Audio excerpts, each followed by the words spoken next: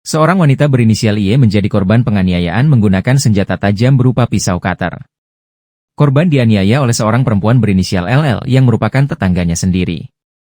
Peristiwa ini terjadi di Kampung Kelapa, Kelurahan Rawapanjang, Bojonggede, Kabupaten Bogor, Senin 23 September 2024.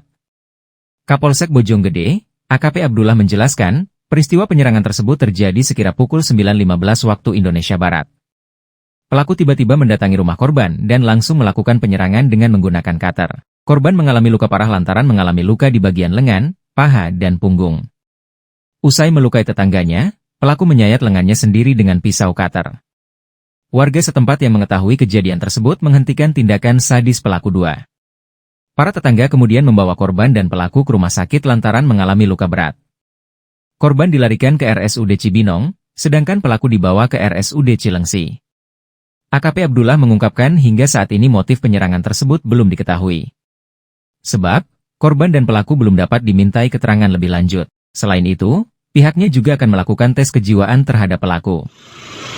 Baik, jadi saya dari awal ya bahwa memang benar terjadi pada hari Senin kemarin, tanggal 23 September 2024, sekira jam 9.15 itu terjadi aniaya berat di wilayah Kampung Kelapa, Kelurahan Rawapanjang, Kecamatan Bojonggede, Bogor. Nah, yang bersangkutan ini korban bernama inisial IJ dan pelaku diduga pelaku itu inisial LL. Untuk motifnya belum diketahui. Tiba-tiba si yang diduga LL ini menyerang rumah korban menggunakan cutter, menyayat tangan korban, paha korban, dan punggung korban. Nah, pas saat kejadian itu diketahui oleh tetangganya sebagai saksi itu ada suami istri langsung berlari mengejar ke rumah tersebut dan menghalangi korban untuk tidak menyayat lagi.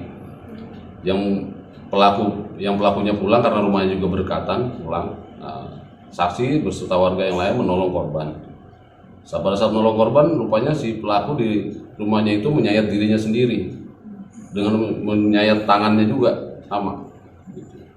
Akhirnya dua-duanya dibawa ke rumah sakit Citama awalnya. Sampai di sana dirujuk ke rumah sakit RSUD Cibinong dan RSUD Cilengsi. Untuk pelaku dibawa ke RSUD Cibinong, untuk korban dibawa ke RSUD Cilengsi. Berarti mereka tetanggaan? Mereka tetanggaan, dan selama saksi di situ juga mereka nggak pernah terdengar ada selisih paham, tidak ada. Motifnya belum ketahui. Motifnya jadi belum diketahui, makanya kita akan coba lakukan tes psikologi ya, cek kesehatan psikologinya si yang diduga pelaku ini, ada apa misalkan kok bisa terjadi seperti itu. Kondisi keduanya Pak sekarang? Kondisi keduanya masih dalam perawatan rumah sakit dan belum bisa dimintain keterangan dari masing-masing antara korban dan diduga pelaku ini, belum bisa dimintain keterangan. Untuk korban ada berapa luka sayat? Ada 4. Pak, dari keterangan warga sendiri seperti apa Pak yang didapat Pak? Sementara? Ya sementara ini memang sebelumnya mereka nggak pernah kelihatan ada cekcok. Ada cekcok gitu, pas makanya begitu ada ribut-ribut kaget, langsung dipisahin. Sepisahin korban udah luka-luka.